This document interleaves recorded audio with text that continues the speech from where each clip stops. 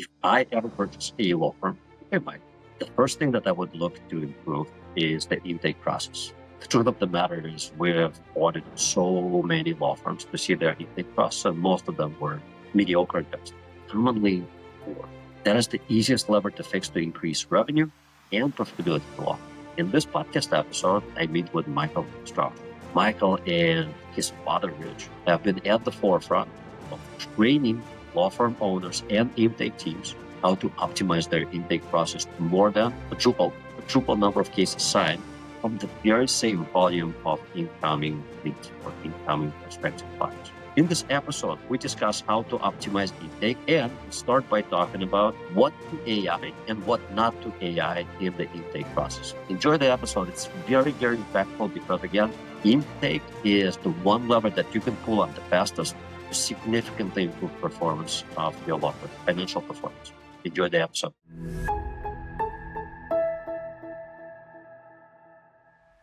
Hi there. I have a small but really meaningful favor to ask you. I watch at the stats on our YouTube channel and Spotify channel, wherever most people listen and watch our podcast. And I see that over 80% of everybody who listens to it regularly is not a subscriber. I'm asking you to subscribe to this channel. And the reason for that is my mission and the mission of my team is to help as many small law firm owners to learn how to transform their law firms into better businesses, and so they in turn enjoy better lives. When you hit subscribe button, you tell these platforms that this is content worth listening, worth viewing, and they in turn will show it to many other small law firm owners and hopefully help me fulfill our mission of helping them create a better business and enjoy better lives. So would you please do me this favor? It would mean the world to me, and hit the subscribe button. And my promise to you is that I will continue to work hard at creating good content with practical ideas that help you and your teams grow better law firms. Thank you. Welcome to Grow Law Podcast. I have an amazing guest who's been here before. MPS, Michael Patrick Strauch, has been here. Michael is a foremost expert in one of the primary key success factors for law firms, which is intake. If you have your intake right and your marketing works even semi-well, you're going to make plenty of money.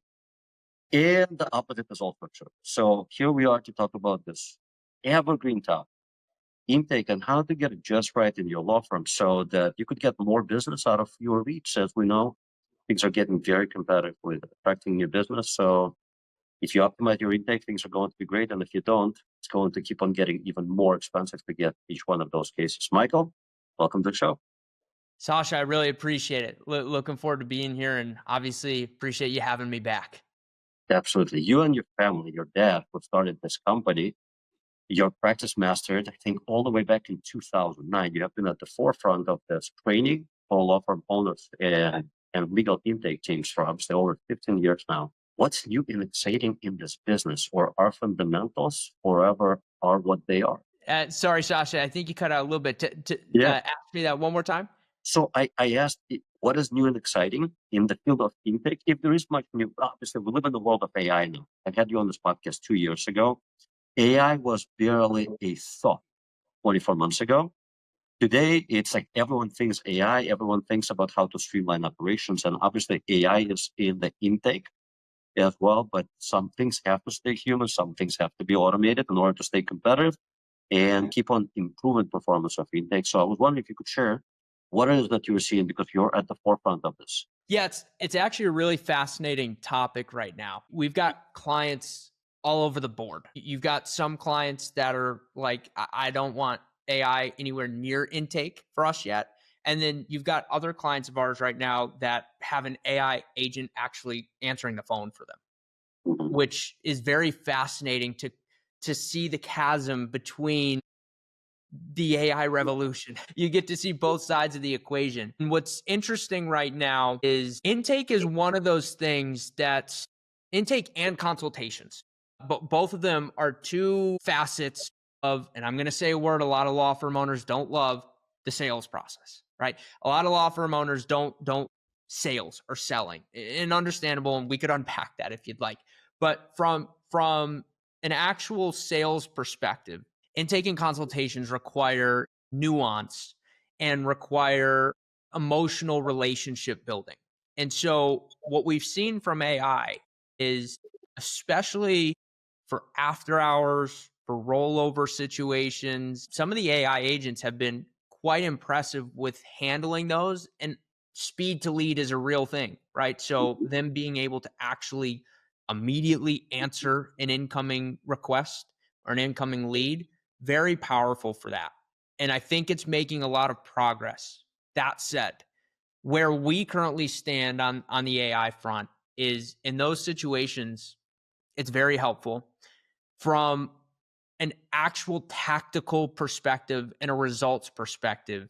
Although AI has made up a ton of ground on the intake front, it's still not in a position where it can adequately run, at least for us, the internal structure that we teach law firms to use for intake, and actually establish a strong relationship with the prospect to the point where it can get the appointment set, but not only get the appointment set, then the next part of the battle is getting them to show up, right? So enough emotional buy-in that they've got a strong appointment set and they've got them at a place where they're going to show up. They get the commitment from them. So it's been an interesting evolution on the AI front. And compared to when we last had a conversation, yeah, I mean, this wasn't even really a conversation, right? The thought of AI intake, it was a foreign thought. Now it is very much there, and it is progressing at a pretty rapid pace. So we're curious to see where it's going to go next. But do I think it fully substitute having a human in your intake role? My professional opinion, not quite yet. Do you think it's going to get there in the next year or two? I think it's going to get there quicker for intake than it will consultations. It's funny that you asked this question because Rich and I, my father and I, we've actually used AI to have some of these higher level conversations to actually ask it when it thinks it's going to be capable, right? When does AI think AI is going to be capable of actually replacing a human? And the conversation and the loop we got was that it believes at the current pace, it's going to be able to get to a point by about 2028 to 2030 where it believes in many facets on the intake front, it's going to be in a position to adequately handle an intake call. It does not believe, and we'll see if this is ever proven otherwise, because it very well could be. It does not believe that it's ever truly going to be able to replace a closer in a consultation role with the required nuance and objection handling and relationship building on that front. I think within the next 5 years, there's a real chance that on the intake front, it can start that process of really taking over intake. Were you able to get a reasonable explanation as to why it's not there today, and why is there the gap? The big gap that it believes it saw, and I would agree with this, is the emotional connection, because of still some of the tone of voice and the way it handles certain questions. It gets spotted quicker. And so we've had the opportunity to listen to example calls of this happening live, and someone, it'll be going good, and then all of a sudden they'll hear something that doesn't sound quite like a normal human response. But, oh, am I talking to an AI agent? And the AI agent, depending on how they train, will say, I'm a representative of the firm. Yes, I'm an AI agent. I can get you over to, right? And so it'll do that. So the big areas it's spotted is the emotional connection and actually being able to empathize with a prospect in the situation. And then also the nuanced handling of situations. So it's response mechanism. So if something falls out of line with how it would traditionally handle the situation, we've seen it where AI can almost like loop. Like it almost throws it into, oh, this is a situation we haven't been trained for. I don't know how to handle it. And it throws it into a loop. And so the situational awareness of the AI to be able to handle certain questions and articulate the proper responses for them, those are a lot of the big reasons it doesn't believe it's ready from an intake perspective to really conduct a full emotional relationship building intake conversation and get the appointment set. Got it. So I think I'm just going to encapsulate it in one definition, and that is it doesn't have the emotional intelligence yet Right. to handle conversations with the same emotional intelligence as a well-trained human. Correct. Also have that emotional intelligence, because you can train someone, you can train that human who has poor emotional intelligence, and they're going to screw up those conversations just the same. So in your hiring practice, when you are hiring intake agents, you have to make sure that you're hiring people with high emotional intelligence, which is something that you can test for during your interview or Yes. interviews. You should be performing multiple interviews with those people. Yes, it's a very, very important part of your business. So very interesting. I imagine that AI takeover of these conversations will happen when AI learning will be based on, hey, I'm going to sit on these conversations as humans are talking, and I'm going to listen to those conversations. And I will be cataloging all of the questions that people ask, prospects ask, and I will be cataloging all the answers that agents provide. And I will be cataloging what questions agents ask, intake agents ask. And once I'm done cataloging all of this, I will learn enough to be amazing at this, better than humans, because I will do this very consistently, very well. I don't know if it's 3 to 4 years away. I think it's coming sooner, but I've been wrong before. So I may also be wrong about that. And I am looking for AI that can actually do this type of learning. I just haven't seen it yet, at Right. least not in this industry. Yeah. And I mean, look, AI, it is, I like the internet moved at a quick pace, right? But AI is moving at an exponential rate that I think Explain it. is quite absurd. So even, the question Rich and I posed to AI at the start of the year, it would likely give us a different response now 10 months later, 11 months Yep. almost Yep. later, because of how much has developed. I mean, you just look at platforms like Sora or Veo from Google, and never mind AI conversations, we're now doing full on deep AI videos that just from a prompt, with dialogue, with imagery, with characters. And so it's moving very, very quick. So that timeline is very much subject to change. And I think we've all got to pay attention to and be aware of it. And I think there's two sides to the intake story.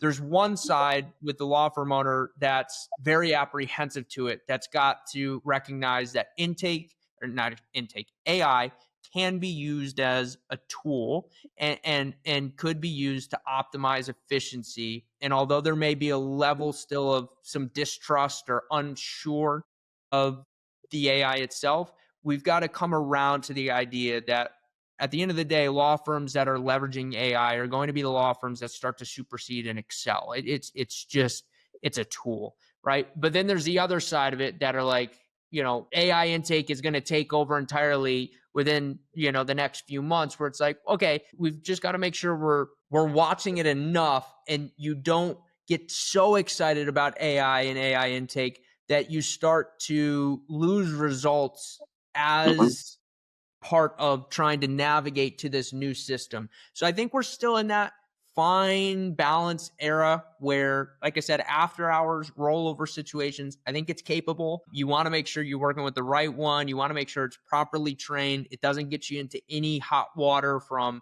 a legal advice or legal jargon standpoint, but we still have a live human that's fully trained, Yeah, really running our day-to-day phones. I agree with you 100%. And let me use a case in point. You mentioned AI create generated videos where Yes. they can take your character, like your avatar, your face, and then you tell it what topics to talk about. They will create videos with your Yeah. likeness. And Yes. people will be able to spot that it's AI generated video, but it will be 95% you. Yeah. It's an incredible technology, except for there's a major underlying issue with those videos. So let me explain what they are. So Please. Google, 5 or 6 years ago, said that part of our algorithm is going to be EEAT, which stands for experience, expertise, authority, and trust. Right. Meaning that if you have experience and expertise, and you have standing, you have authority, we're going to give you trust. And we're going to prop you up in search results so that your results, your website would show up before others who do not have that proven experience, do not have that proven expertise, do not have that third-party validated authority.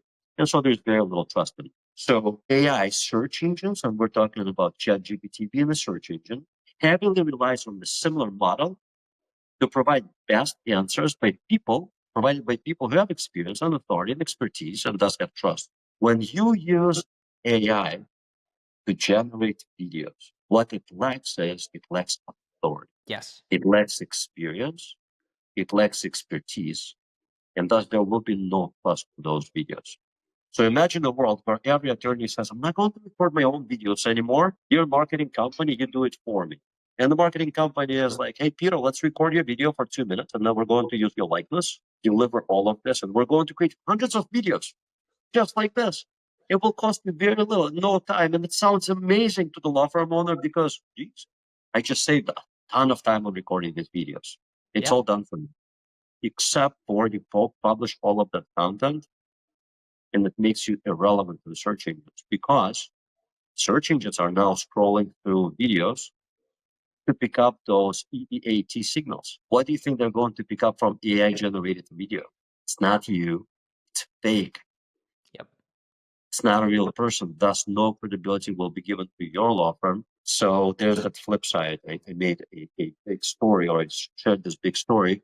But going back to what you said, humans must still be present, or else you're going to have the law of unintended consequences kick into high gear and penalize you. You're right. The whole thing's very fascinating because where does it go? Like how far does it go? And so that's why I'm very bullish on things like, in real life forms and experiences. I'm very bullish on actual created content on YouTube because at some point we're going to get to a point where, and we're at that point right now, like granted, it's harder than ever before to tell what is AI generated, what is real, but you can still tell what is AI generated, what is real, right? And so that realness, that's going to be the thing that starts to stand out at a point when an entire world and generation has decided to go AI. And so I do think although AI is growing, there's also actually opportunities on the flip side in the different direction to become more efficient in some of those and start to look at what does feel real. Because at some point, us as humans are going to get to a point where I don't know necessarily if it's going to feel like we've gone too far, but I do feel at some point we're going to hit that point where it's like, I don't even know what's real anymore on the internet. And so that's when people will start seeking realness again. And so I think there's even a flip side opportunity there as well. 100% agree with you. So now let's talk about what is real. And that is intake is intake. What are the best practices? As I know, if we're to pick up a phone and randomly call 20 law firms right now, 20 to 30% of them are not going to answer the phone, can be bothered. Yep. Another 20, 30% will answer the phone, but will do a terrible job. They'll answer questions, but they will not ask you any questions. Right. And there's that 5 to 10% that usually, if you call them, they're just spot on. Their intake people are great, but the rest of them are not. So what are the fundamentals? What are the key success factors to nailing intake and doing it just right? Because again, it's such a differentiator. And let me just give a hypothetical scenario. So let's imagine that your law firm gets 100 phone calls from prospective clients every month. We all know that about 50 of those will be disqualified. They have no case, they have no money, there's something else. So you have that 50 to work with. An incredibly effective intake team will schedule 80% of those, 90% of those. A less effective may schedule 50, 40% of them. And a terrible intake team will not even answer the phone. They'll say, leave them out. By the way, we had clients like that who would argue with us. They're like, calling next day is fine. I kid you not. And there's like well-established law firms are like, we're going to take their message next day and we'll call them back. I'm like, you don't need to. Your competitors already talked to them. Yes. They're well into the process. So what are the key success factors to getting your intake team just right so that you maximize those number of cases for the same amount of money as you're investing into marketing? So that's an excellent question. I would say first and foremost, we have to recognize that, and this varies per practice area, but Traditionally, if someone is calling a law firm, they're in a tough time in some way, shape, or form, or they're trying to prevent a future difficult, tough time.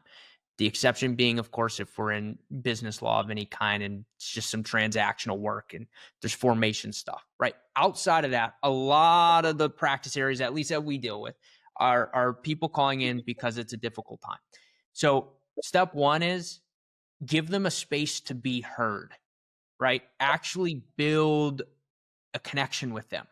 So many law firms think the goal is pick up the phone, figure out very quickly why they're calling, and get them scheduled, and that's it. Here's the problem with that. When we pick up the phone, just quickly, hey, what are you calling in about? Oh, I'm calling in about, I got a DUI. I need help. Oh, got it. Cool. Let's get you on the calendar. Okay, great. We got them on the calendar. No emotional connection was established. They don't have necessarily any emotional tie to show up to that consultation. There was nothing established. They didn't get the warm and fuzzy feeling about us. So step one is actually build an emotional relationship with the prospect. Learn about what's going on. Figure out why they're there. Get more details about how this is impacting them and make it about them, not battle axe birthday. Hey, you're calling so-and-so law firm. Let me get you set up with an appointment. Nobody wants to hear that, right? That establishes the emotional connection. Once you establish the emotional connection, the next big thing that I see a lot of law firms miss, as simple and as straightforward as this sounds, because you just alluded to this, is get the appointment set. Like actually ask for the order, set the appointment. Whereas I hear a lot of them say, okay, perfect.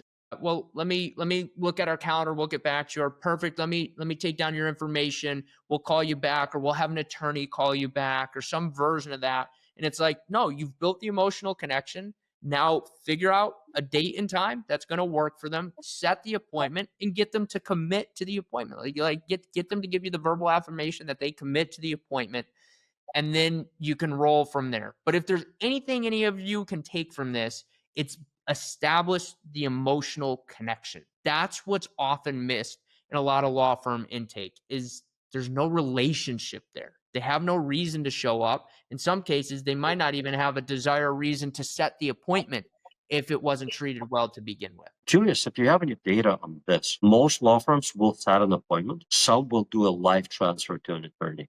Who is going to win more? Who is going to sign more cases? Those that do live transfers to attorneys or those who set appointments? If there is data on that. There's absolutely data. I'm so happy you asked this question. It's one that always gets me fired up. So there's a preconceived notion with a lot of law firms out there, not all, just a lot of law firms we've chatted with. Whereas if a prospect calls in, we want to run the consult as quickly as possible, like on the fly, either transfer them to our non-attorney salesperson or transfer them to an attorney salesperson. So let me answer the question directly that you answered first. The answer is the firm that sets the appointment converts the most clients. And the reason for that is because it's commitment levels. So if we've got a strong intake team, that intake team, to your point, should be, depending on practice area and depending on paid consult versus free consult, should be setting anywhere between 65 to 85% of the qualified leads into set appointments. And then of those, about 65 to 85% of them should be showing up to the consult. And of those, 60 to 80% of them should be turning into a paying client. Here's what we find with the hot transfer or live transfer. They're not emotionally ready to buy. They were calling to learn more. And what we end up finding happening is they're not ready yet. They were calling to get some information, and now all of a sudden we're quickly, hey, what's going on? Okay, yeah, we can help you with this. It's going to cost X. I'll give you an example. I was just in the airport the other day, actually heading out to Clio. I in the lounge, I happened to actually be sitting near an attorney, and I happened to overhear a conversation, and she had said, she was with someone. She said, hey, I've got a prospect calling in. Give me a second. Prospect calls in. She answers the phone. Hey, how are you? I didn't obviously hear what the prospect said. And then I hear, okay, so what's going on? About 30 seconds goes by. okay, got it. Yeah, I can help you. It's going to cost X. And then all of a sudden, right after that, I heard, that's okay. Take the time to think about it. Just call us back when you're ready. So the length of the conversation was 3 minutes? Maybe 3 minutes. And that was a hot transfer. And a lot of times that's what happens is we go really quick, we learn the details, and then that's it. And the fear for a lot of law firms to switch from a hot transfer to a set appointment model is that we're going to lose people at each stage. We're not going to have people show up to the consult. Yes, that's true. Your show rate will not be nearly 100%, right? It'll be 65 to 85%. But it's 65 to 85% that are much more committed. And then we're running a proper consultation. We have a whole separate process for running a consultation than we do intake. And then we're able to turn 60 to 80% of those into paying clients. Find that with hot transfer model firms, this may not apply to all firms, but the average close rate I've seen for those firms is usually near about 10 to maybe 15%. Super curious about a few things that you said. What if, and the next one is going to be super interesting, I promise, but what if the hot transfer is done right? There's an attorney who is not at the airport, who is not by a urinal, because I remember reading those stories where somebody has a business call while standing by a urinal, who is sitting in an office and ready to take that call, and has that, like on the first call, they're actually going through the consult with the prospect, not brought, just like a good consult is supposed to be. Do you think that would dramatically increase conversion rate? It's funny you asked that because we've had firms with that model. And here's what we found. Does it increase it a little bit more than a completely on the fly? Yes, but not very much. And it's because still in a buyer stage of commitment levels, the prospect's still not 100% committed. And then because they haven't gone through the process, they have to commit to answering calling in. Then they have to commit to setting an appointment. Then they have to commit to showing up. And then of course, when they show up now is the final commitment. So there's commitment levels baked in and that helps. Mm-hmm. But here's one of the hidden reasons that this actually happens that a lot of firms don't recognize is when you run a hot transfer model, whoever is running that consultation is constantly and forever on call. They're always on call. And so what this often leads to is a couple things. A, burnout. That person starts to burn out. And B, because they're constantly on call, depending on the capacity and how many people you've obviously got doing this, sometimes they're in the middle of one consult and then another one's coming in and then they have to wrap one up and they end up cutting corners, don't finish the script or the structure like they should, have to jump over to the other. And it's just constant on-call pace, which leads to burnout and inefficiencies in the actual sales structure and sales script, which ultimately ends up yielding much lower results. And then, of course, that prospect's off to calling the next firm, and they're likely going to find someone different because that person that's on call also probably doesn't have follow-up time baked into their schedule either. Yeah, I think that as any other complex process, if you were to do it right with actually hot transfers, that would have to be engineered. As in, you cannot have one person answer phones because of that specific scenario that you just shared. They may still be on the phone when another call comes in. Then what? You have to make sure that those people, you have to have the volume of calls to support those intake people who are actually doing consults. And that should be their job. Like they cannot also do cases. Right. Like selling is a full-time job. Be it inbound or outbound, just being inbound should be a full-time job. But I'm curious about another thing. Mm-hmm. You mentioned that of those who schedule consults, the show rate is going to be between 65 and 80%. Let's average it to be about 70%. Yep. What the hell happens to the other 30%? And is there a proven methodology of getting those 30% who did not show up to the scheduled consult? They committed to it on the calendar. Proven methodology to bring them back in and have them have that consult. I bet every law firm owner's headache. I spent money to bring in these 100 leads, but then we only get to the 70. A third is lost. That's a very expensive problem. One, why did they do it? Why did people not show up? Do not Mhm. honor their commitments. And two, how do you fix it if there is a way, effective way to fix it? Okay, good question. So a few different things. First off, why do they not show up? My answer first would be going back to intake. Did we build a relationship with the prospect that was actually meaningful, that let them at the end of that call feel like, you know what, I don't need to continue the search for other firms. I really enjoyed this conversation. I'm going to show up to my consultation because this is a firm I'm interested in working with. They made me feel good. They made me feel seen, heard, etc. during that intake call. Second thing, during intake, did we get them to actually give us the commitment that they'll let us know that they're going to show up? Obviously, this is baked in. You got the time, the date, and you clearly explained the next steps. So they knew exactly how they were going to access or get on the consultation. They knew where it was, when it was, all of that. Because a lot of times confusion of actually how to access a consultation, believe it or not, leads to a decreased show rate. Next reason, time between initial call and when the appointment is.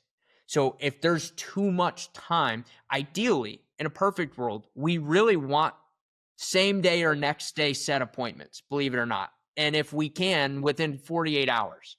And so if there's a long lapse of time between when the set appointment is versus when intake had their initial call, and if we only did an okay job of establishing the relationship, likely they're going to go start calling other firms and they're going to get in somewhere, or they're going to try to find a solution otherwise. So why do they not show up?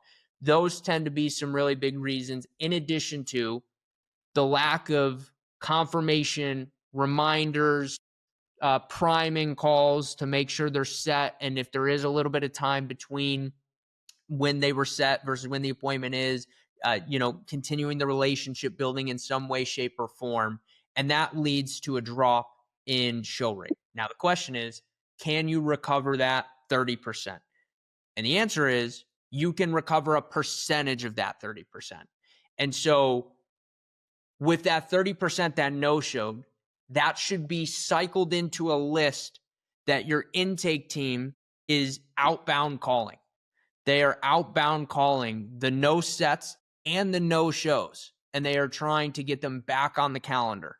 And so where I see a lot of law firm owners miss here is they actually don't ever have anyone following up and calling those leads back, because they're trying to manage so much of all the inbound that those ones that didn't show just end up going to the wayside, where those unconverted leads are a huge opportunity.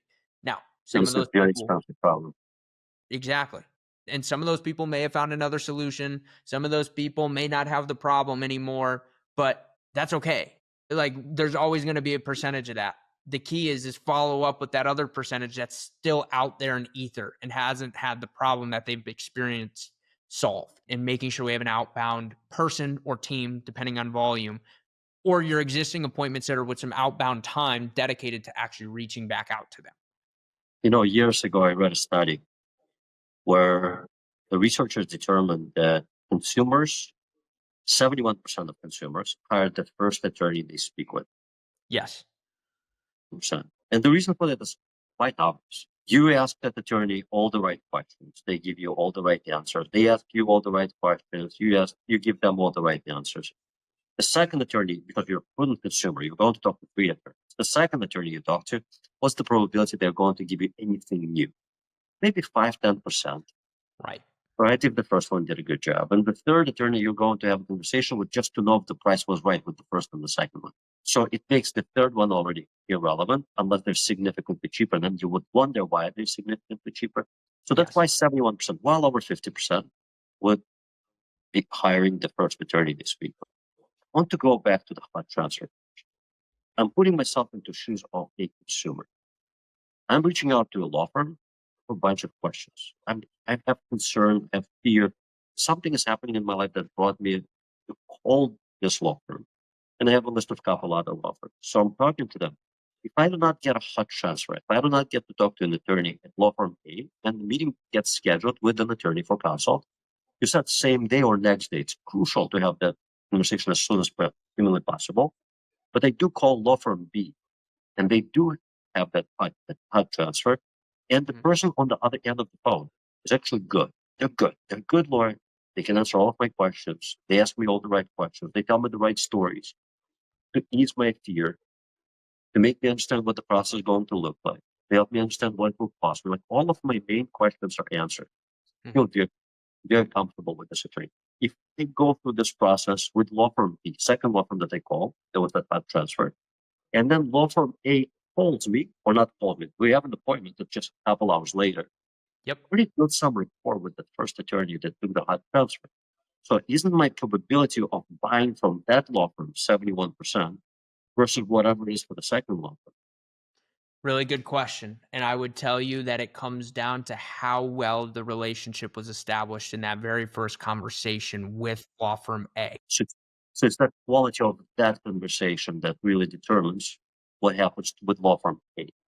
Right, because what ends up happening is if law firm A, the intake person, runs their role properly, and look, I know I'm referencing properly. We have a whole structure that we Mhm. teach law firms on for this, right? But assuming law firm A intake person runs their role effectively and follows that structure properly, a lot of times what ends up happening is they build the right relationship to the point where that prospect, in many cases, as long as we didn't book them super far out, doesn't actually even want to call law firm B. They just wait until Mm, their appointment with law firm A. And okay. if law firm A blows it on the consultation, then they're calling law firm B. Or if law firm A books them 4, 5, 6, 7 days out, well, then they're like, okay, well, I want to get this solved quicker. And sometimes they actually have an external force that they have to solve it quicker, in which case, yeah, that you start to expose a little bit of risk there from a show rate perspective. But if that relationship is strong enough, a lot of times they're going to just roll through and wait for their appointment with law firm A. Got it. Makes sense. So quality of conversation matters. And you have a framework that you train on your law firm clients and their intake staff to make sure that they perfect. That's correct. So I'm thinking when most law firms come to you, they obviously are in pain or they have the problem where they're looking at their intake conversion rate Mhm. and it's not optimal. What is the typical numbers that you see when they come to you? And what are the typical numbers that you see once they're done with this training? Yeah. Um, a lot of times the average, I'll give it to you for both intake and consultations, just so Mhm. law firm owners have benchmarks. So the average set rate for intake for a lot of law firms that we meet with is actually higher than closing. It's closer to about 40%, 40, sometimes 45% average. Our goal is to get them to consistently set between 65 and 85%, depending on their practice area, depending on free or paid consults. And the key word there is consistently. Like we don't want 1 week to be 190, 1 week to be 30, 1 week to be 60, 1 week to be 80. We want them to consistently be between 65 and 85%. On the consultation side, for closing, the average law firm coming to us has an average close rate of 33.7%. So 33.7%. And then our goal is to move them to 60 to 80%, once again, depending on their practice area. But be within that consistent 60 to 80% range. So the target is to double the appointment set rate and Yes. then double the close rate or conversion rate, as a lot of law firms refer to. Based on that, the average is correct. Yep. Is to essentially double. If you have that matrix, and I know you probably don't, or maybe you do, what's the success rate amongst your clients? So if we were to take like 100 of your clients, how Mhm. many of them actually succeeded going Yeah. from that 40% set rate to 65 to 80% set rate, and then from 33.7% close rate to that 65, or what was that number? I forget, something in the 60s. Yeah, 60 to 80%. Yeah. And that is a really good question. So I will say it starts with the mindset of the law firm. And here's what I mean by that. We've got a set structure, but a law firm's got to be okay with running the set structure. They've got to be okay with using a script and a structure to bring It's a consistency. process change for sure. People hate The change. process change. Assuming assuming they are open and willing to do that, and I truthfully mean these numbers to you when I give them. 95% plus out of 100 of the law firms accomplish their goal. That 5% are traditionally firms that require more fine-tuning and work for some reason or another, and just requires a little bit more work on the closing side. But about 95 out of 100 law firms, if they're willing to follow the script and the structure, will accomplish that goal. Curious, what percentage are resistant to change and fail for that reason? Say that one more time. I'm curious, what percentage of clients who actually hire you to make this significant improvement? It sounds like an amazing improvement. It would so much increase your top line. Like if you think about double the number of your set appointments, Yep. and double the number of your close rate, or double your close rate, that right there should quadruple the number of cases that you're getting without spending any more money on marketing. Like if you get 100 leads, 50 of them will be disqualified. Of the remaining 50, if you're currently setting 40%, that means you're only setting 20 appointments. Yep. And then if you close a third out of that, you're getting 6 to 7 cases per month. Yep. If you go from those numbers to, let's say, 70% appointment set rate, out of 50, that's 35 instead of 20. And then out of 35, if you close again 70%, that's roughly 23 clients. So 23 versus 6, that's quadruple, Yeah. right? So it sounds like there should be an amazing ROI, Yep. right? Yet some people are so set in their ways where they're like, we're not going to change. We paid you money, but then we're not going to change. What percentage of clients are actually just so set in their ways where they reject the change? If you know.